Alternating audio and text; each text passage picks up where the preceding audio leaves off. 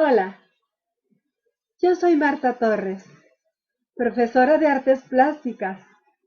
Imparto los talleres de esta disciplina por parte de la Dirección de Difusión Cultural del Instituto Politécnico Nacional. Bienvenidos al curso de Artes Plásticas, dirigido a los alumnos de nivel licenciatura del instituto. Este curso tiene como propósito desarrollar en los alumnos su sensibilidad artística, la observación y la creatividad a través de la expresión pictórica y el dibujo. Consta de 8 sesiones en las que abarcaremos diferentes tópicos que nos lleven de manera ascendente a desarrollar conocimientos y habilidades en los alumnos que, al finalizar el curso, podrán reconocer los elementos pictóricos en una obra, incrementar su percepción visual y sensitiva y valorar una composición en cuanto a su forma y expresión. Esta sesión y las dos siguientes tratarán sobre composiciones a la tinta china en gama de grises, evocando los trabajos de algunos pintores emblemáticos y obras de mi autoría. Así pues, demos inicio a la tercera sesión, en la que hablaremos de Hans Bellmer. Empezaré por relatar una anécdota que me sucedió durante mi primera exposición individual en la Casa de México de la Ciudad Internacional Universitaria de París. En esa ocasión vendí varios cuadros, entre ellos uno a una pareja de franceses que, para sorpresa mía, hicieron el siguiente comentario: ¿te das cuenta? Nos estás dando un Bellmer a este precio, lo estás regalando. Sobra decir que no conocía tan ilustre pintor. ¿Quién fue Hans Bellmer? ¿Cómo surgió este artista plástico prodigioso mucho antes de que yo naciera? Hans Bellmer entró a mi vida a raíz de esa exposición. Estando yo ávida de conocer lo nuevo del viejo mundo, abierta a todo aquello que vibraba por todos lados, la cultura, la educación y la creatividad. La vida artística de París corre por las venas de la ciudad y da testimonio a cada paso de la amplia cultura que corre por ellas. La obra de Hans Bellmer en Europa es algo que salta a la vista en medio de tantas galerías extraordinarias. Cuando vi sus obras sensuales, de trazos limpios, en una especie de sinfonía poética sin fin, pensé en compartir, cuando se presentara la oportunidad, a ese prodigio, la vida y la obra de Bellmer. Así pues, quiero compartir con ustedes algunas de mis vivencias y aprendizajes durante mi estancia en la Ciudad Luz y en Europa, a través de las siguientes experiencias narradas por André-Pierre de Mandiargue, novelista, poeta, dramaturgo y ensayista francés, especialista en surrealismo y tantas otras escuelas y disciplinas. Todo un personaje, sumamente respetado y conocedor a profundidad de la obra de Hans Bellmer y amigo cercano de él. A mis espaldas, en la parte superior, pueden ver dos obras que realicé en París en 1977 en honor a Hans Bellmer, cuando conocí su historia. Decía de él André-Pierre de Mandiargue: el dibujo magistral y el grabado impecable de Hans Bellmer son de esos fenómenos prodigiosos que se ven suspendidos entre la tierra y el cielo y que asustarían a las personas si no se les viera con amor. Una niñita muy sola sobre una calle desierta. Hans Bellmer. Continúa narrando André Pierre de Mandial. La persona de Hans Bellmer y su obra entraron en mi vida de una manera singular. Voy a tratar de acordarme y de contarles sobre Hans Bellmer. Creo que fue en el otoño y en los primeros días de octubre del año 1938, en una de esas tardeadas frecuentes en París y que tiene una dulzura un poco patética, que para mí es inseparable de algunos cuentos de Balzac. Un grupo de amigos habíamos cenado con Paul Eluard, quien vino acompañado de un alemán de una treintena de años, a quien decía admirar mucho, y que era Hans Bellmer. Bellmer estaba huyendo de Alemania y del mal que le infectaba, el nazismo. Menos de un año después de nuestro primer encuentro en la vida, sobrevino la guerra, durante la cual perdí contacto con Bellmer. Se supo que fue internado en 1940 como ciudadano alemán en un campo cerca de Aix-en-Provence, junto con el pintor Max Ernst y muchos otros intelectuales. Lo que no supieron sus captores es que ese campo era una antigua briquetería y que Bellmer se encontraba encerrado como en el interior de la materia de uno de sus ensueños recurrentes esenciales, porque muchos de sus dibujos, publicados o inéditos a partir de 1932 hasta épocas tardías, tienen por sujeto las decoraciones de ladrillos, a veces gigantescos, muñecas de ladrillos.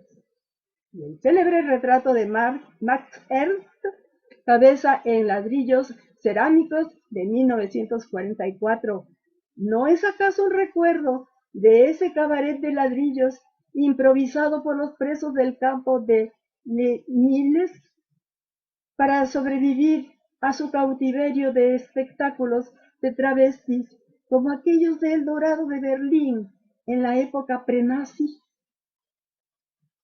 Una vez liberado de Lille, Bellmer entierra su pasaporte alemán en un hueco de la ciudad de Kassel. En 1942 se vuelve a casar. De ese nuevo matrimonio nacieron dos gemelas, Dorian y Beatrice. Al sur de Francia, Bellmer vivió en la clandestinidad, ayudado por su carácter un poco infantil y alimentando su creación artística. Así vivió el fin de la guerra, que no dejó ninguna huella en su obra. Una bella novela comenzaría para él. Separado de su esposa, regresó a París, donde se establece a partir de 1946. Pronto nos encontramos y nuestra amistad se volvió muy cercana.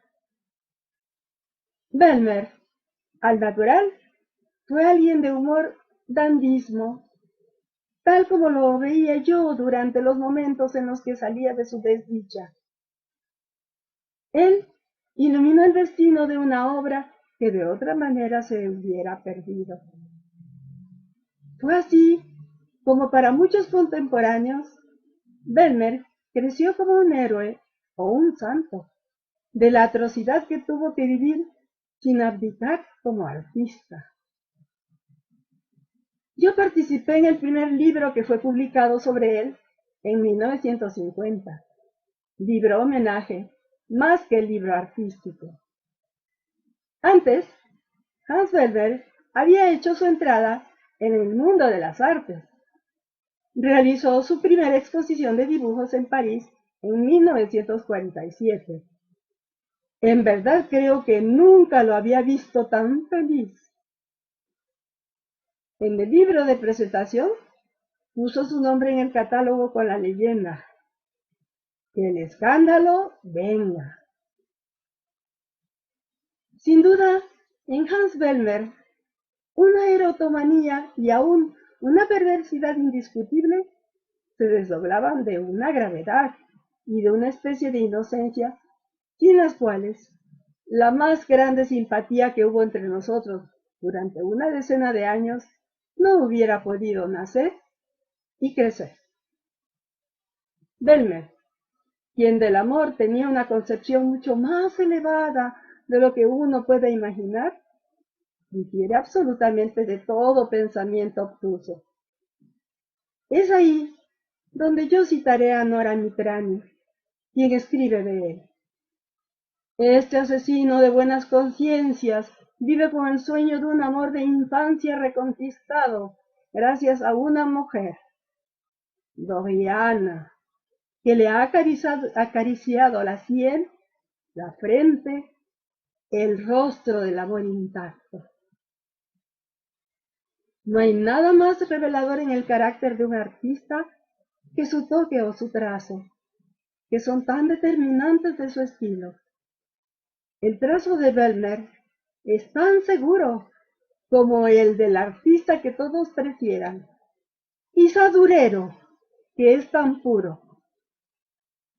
Bellmer expresó a la mujer niña en su célebre obra El arte objeto, conocido como la poupée, cuya traducción es la muñeca, a quien le dio vida propia, moviendo a voluntad todo su cuerpo. Él la creó como testimonio del más puro y grande amor, el de la mujer amada.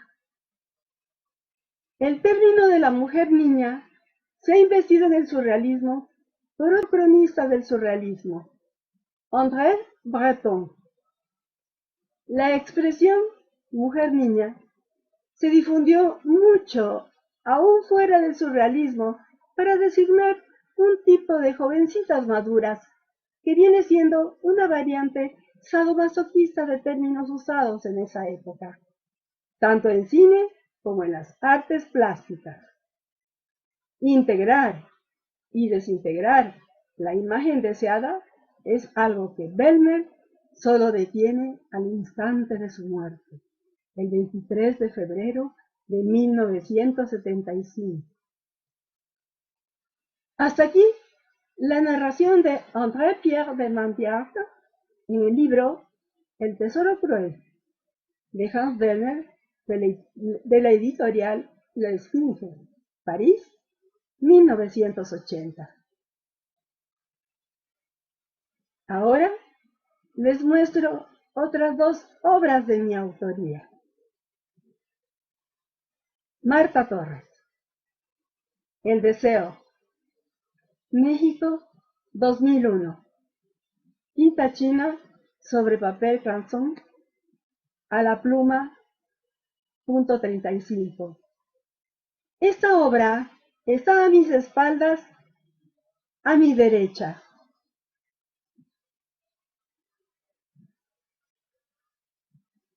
Este es un cuadro para el que después de 6 bocetos fundí mi composición en un tríptico.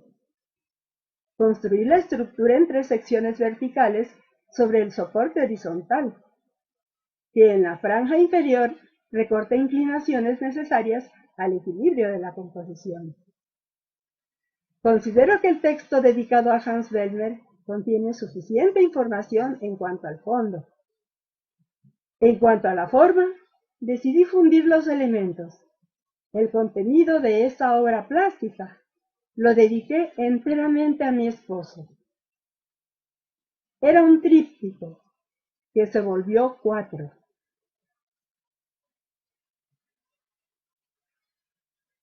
Marta Torres, Los múltiples del yo. París, 1977. Tinta china sobre papel Bristol. Dedicado a todos los artistas plásticos, además de Bellmer. Esta obra está a mis espaldas, a mi izquierda.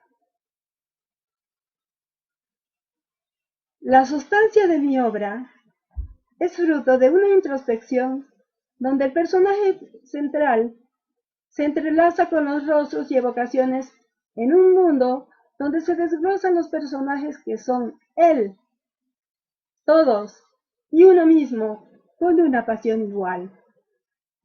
Todas las figuras son una sola y la misma.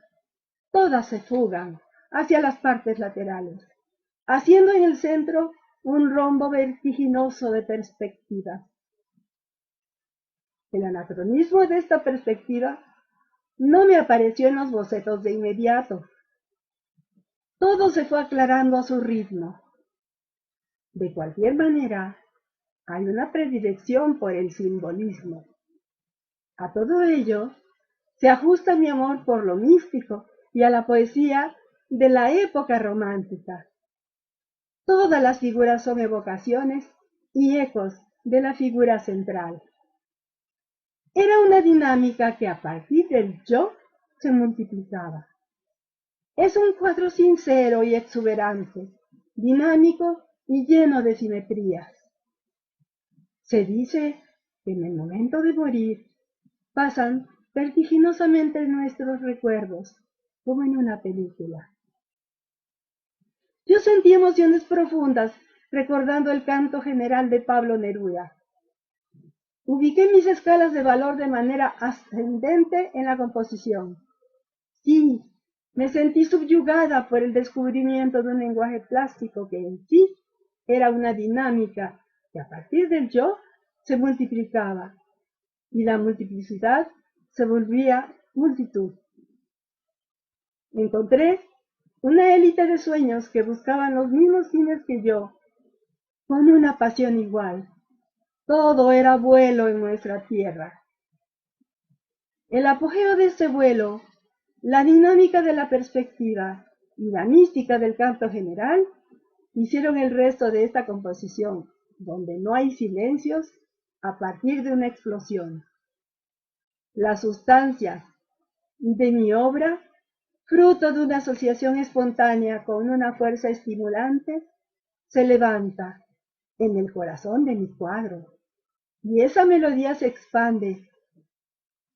Evolucioné en cierto sentido hacia el surrealismo y hacia la marcha de la humanidad, y utilicé todas las pausas para afinar el ruido y que aquello se volviese sinfonía.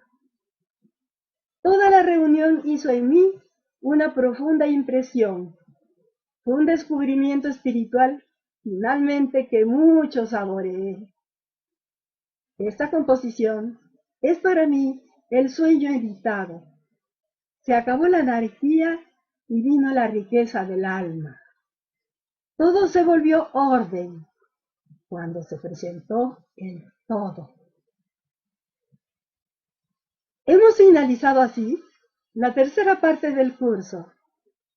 Me despido de ustedes esperando verlos en nuestra próxima sesión. En la página oficial del Poli, www.ipn.mx/cultura. Encontrarán información sobre los talleres artísticos. Y no olviden que #el Poli es cultura.